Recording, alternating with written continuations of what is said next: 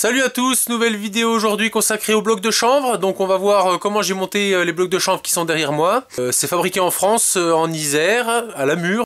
Donc c'est un matériau d'isolation que l'on peut enduire. Je peux faire des enduits de terre à la chaux, des enduits de chanvre. On peut faire un peu tout ce qu'on veut dessus.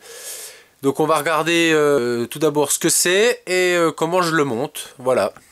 Sachant que pour la pose, c'est pas très académique toujours, hein. J'ai utilisé ma règle et mon niveau. Le mieux aurait été de faire différemment, plus avec une ficelle ou avec des piges verticales. Mais bon, j'ai procédé comme j'avais fait pour mes briques, avec une règle aluminium. Allez, c'est parti, on regarde ça ensemble. Alors, la palette donc de blocs de chanvre se présente donc comme ceci. Qu'est-ce qu'il y a, Lily? C'est ta ma grosse, hein? Tu as montré les palettes de blocs de chanvre et grosse truffe. Donc la palette se présente donc comme ceci. Donc les blocs sont empilés. Donc sur le dessus, on a un espèce de revêtement plastifié donc pour protéger des intempéries. Ça peut être stocké dehors, hein. Il le donne. Bon, après moi je les mets sous mon hangar. Ça me permet de les protéger quand même des pluies battantes. Ça a déjà été mouillé, ça a déjà pris de la pluie, les blocs n'ont absolument eu aucun souci avec ça. C'est des blocs de 10 cm d'épaisseur et il y a 90 blocs par palette. Donc il y a un système d'empilage qui fait que tous les blocs sont ventilés, il n'y a pas de risque de moisissure à l'intérieur des blocs. Donc ce sont des blocs de 60 cm de longueur, pour une largeur de 30 cm et une épaisseur de 10 cm. Donc je dépose à blanc mes deux premiers blocs le long de mon mur. On se rend compte qu'il plaque bien contre la règle. Donc j'ai mon mur ici, il est bien aligné. Donc j'ai pas besoin de tirer une ficelle, je vais simplement appuyer mes blocs de chanvre contre mon mur et je vais vérifier à chaque ligne que l'alignement soit bien correctement fait. Et ce qui est important pour moi, c'est l'aplomb, puisque j'ai mon mur qui a tendance exagérément à partir, on va exagérer à partir comme ça. J'ai donc 2 cm de faux aplomb en exagérant comme ça sur la hauteur. Donc en démarrant bien contre la cloison, je vais me retrouver avec un écart entre mon bloc de chanvre et ma cloison d'à peu près 2 cm, je crois, jusqu'au plafond. Donc j'ai préparé de la chenevotte ici. Donc c'est des restes qui me restent de mon chantier de salon, avec laquelle j'avais fait l'isolant sous le plancher. Et il me reste également de mon liège. Il me restait un fond de sac de liège que j'ai mélangé avec de la chenevotte que je mettrai en premier pour liquider ce liège. Je voulais pas traîner des fonds de sac. Donc ça me permet de liquider les matières qui me restaient de mon précédent chantier. Voilà. On va déjà commencer par la colle. Donc c'est un mélange de chaux et de sable 0,4. Donc chez Chanvry Blocs qui vendent de la colle en sac tout prêt, ça va très bien avec ce système là. Donc c'est un peu de la soupe. Donc un volume de chaux pour 2 volumes de sable. Voilà, j'ai fait assez pépais. Donc c'est avec la colle se met avec une pelle spéciale qui permet d'en mettre un fin joint pour éviter les ponts thermiques au plus possible. Il n'y a pas besoin d'en mettre une quantité exorbitante.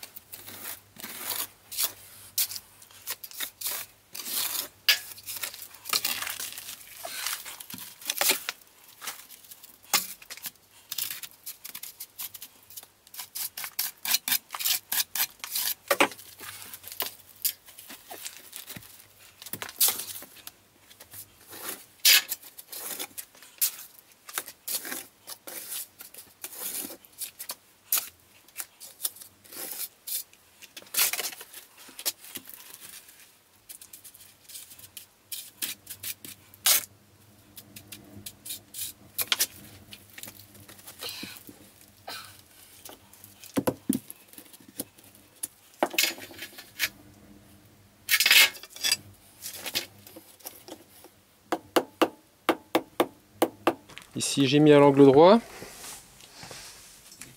À blanc. Voilà. Le problème, c'est que la pièce n'est pas extraordinairement. Et on voit que là, ça part. Ça part en couille, quoi. Donc je vais être obligé de tricher sur l'angle. J'aurai pas un angle droit. En fait, je m'en fous un peu. Ce qui compte, c'est que j'ai un mur relativement rectiligne. Enfin, le plus rectiligne possible. Voilà. Parce que sinon, là, je vais perdre énormément de place. Je vais pas décaler mon plot de 8 cm. Faut pas exagérer. Donc, je vais tricher.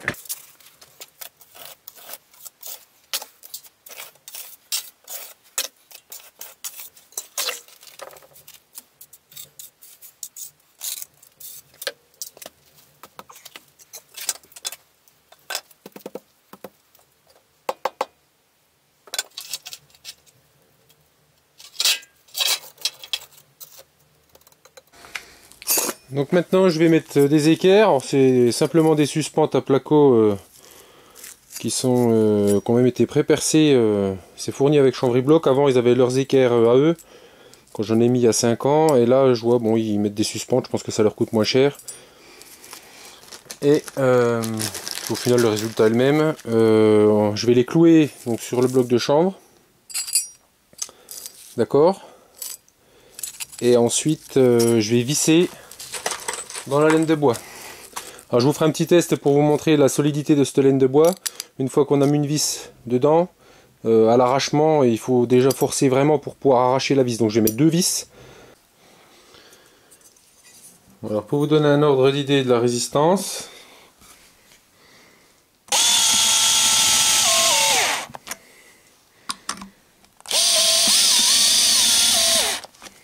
Donc je dispose d'un poids de 10 kg.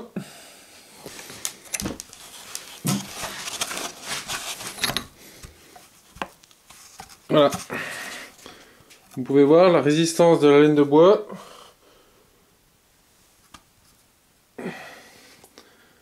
Face à l'arrachement d'un poids de 10 kg. Avec le nombre de suspentes, le mur, là c'est la chambre à coucher, la maman elle va déjà pouvoir grimper au mur avant que les blocs de chanvre viennent en bas, quoi. Ouais, je vais peut-être mettre même 3 vis parce qu'elle grimpe beaucoup, donc... Ouais. Si je suis la documentation technique, c'est 4 équerres par mètre carré. Donc c'est une équerre tous les 4 blocs décalés. Hein. C'est-à-dire que si, jamais, admettons, j'avais une ligne complète, j'en mets un ici, et après je décale. Un ici, un là-bas, je reviens ici, etc. Là, moi, comme je suis paradin sur les équerres et qu'il me reste des suspentes en pagaille de la cuisine, je vais en mettre pour cette partie-là 2 à chaque niveau avant de pouvoir refaire suivant la norme. Comme ça, je m'assure que la fixation est correcte. Donc un clou suffira et je mettrai 2 vis.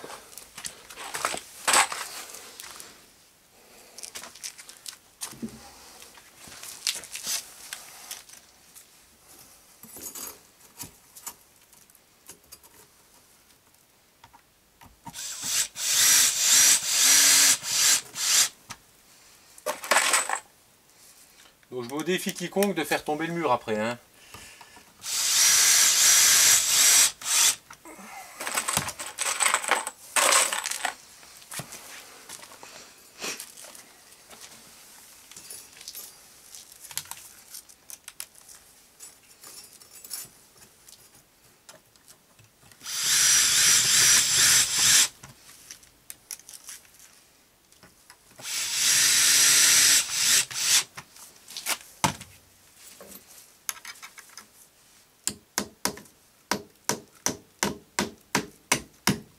Voilà.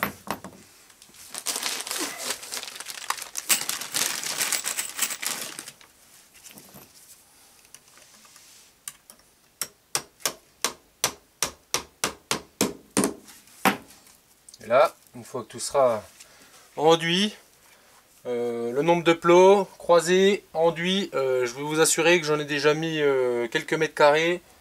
j'ai pas de fissure, j'ai pas de... Enfin, c'est au top quoi. Franchement, même si la pose peut paraître un petit peu pas très professionnelle, ça tombe bien, j'en suis pas un.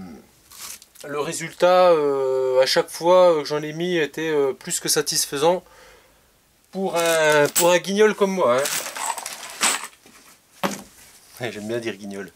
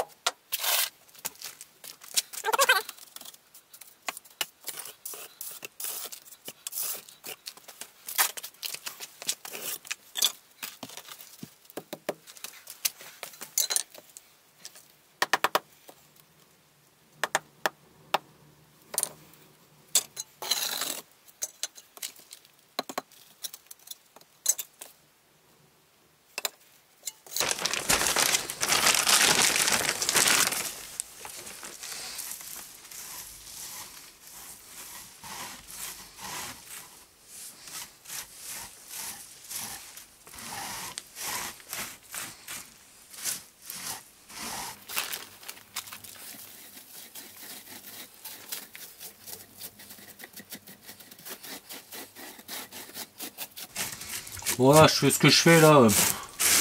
J'ai l'impression que je me fais chier plus qu'autre chose. Et comme j'aime ça, vous l'aurez déjà bien compris.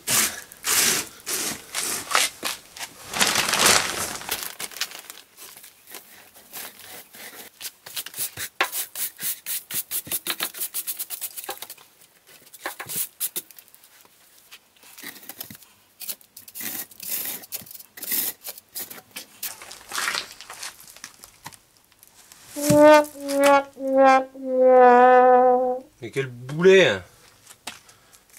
Oh putain, le boulet! Mais quel connard! Deuxième!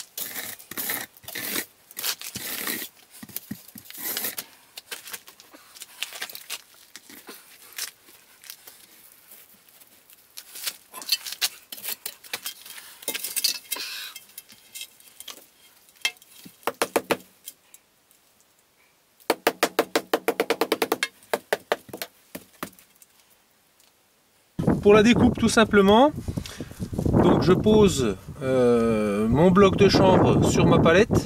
Donc j'utilise une palette, ce qui me permet d'avoir mon bord de palette en coupe de coupe et ce qui me permet de ne pas éclater le chanvre par le dessous puisqu'il est maintenu par la planche de la palette. Ok, donc là j'ai pris ma mesure. À ma mesure, donc je suis au niveau de ma palette. J'ai pris garde de bien aligner mon bloc de chanvre sur ma palette et je vais faire ma coupe.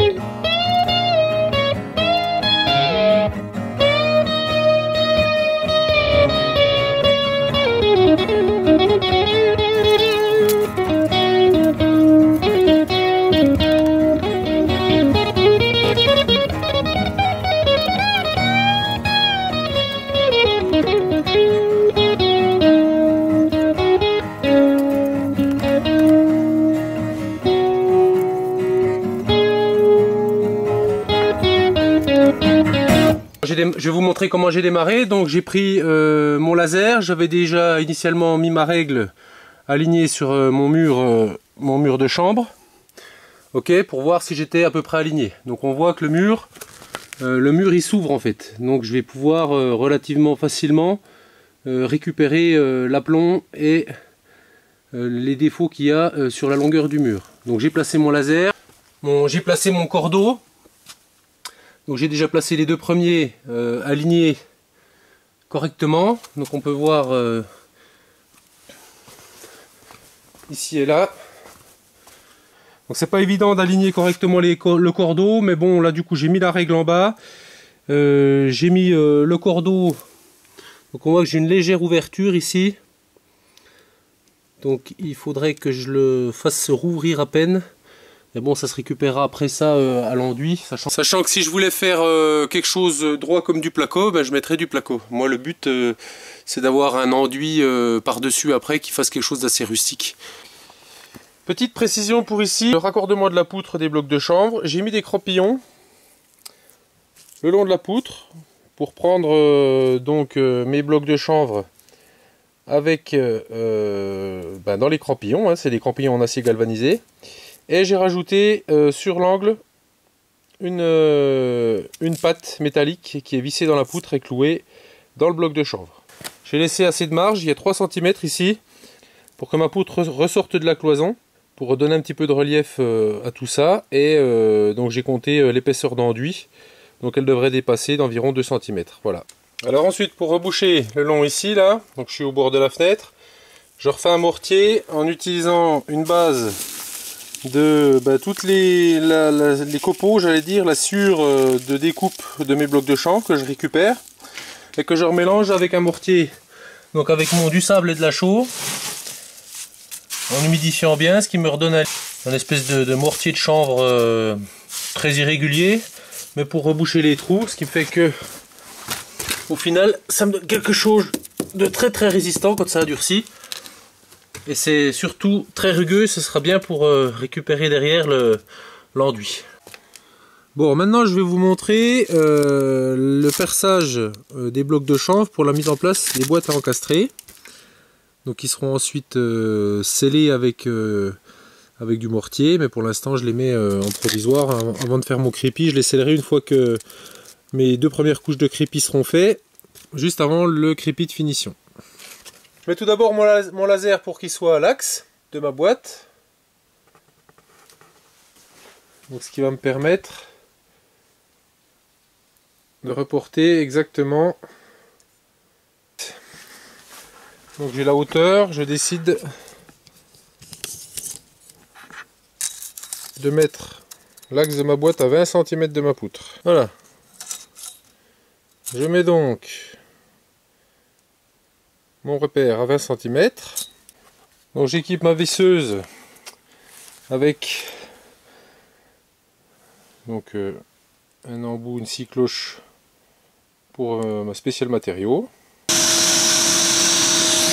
Important les crocs roses, hein, crocs de sécurité. Hein. Vous avez l'habitude, hein.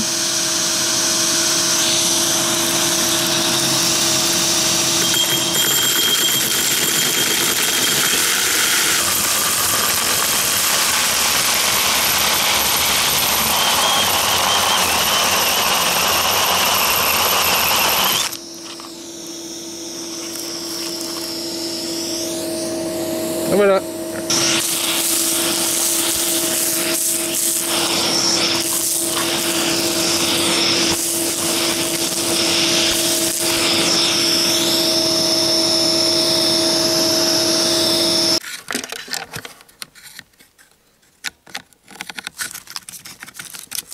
Voilà, j'aurais plus qu'à mettre de l'enduit pour la sceller.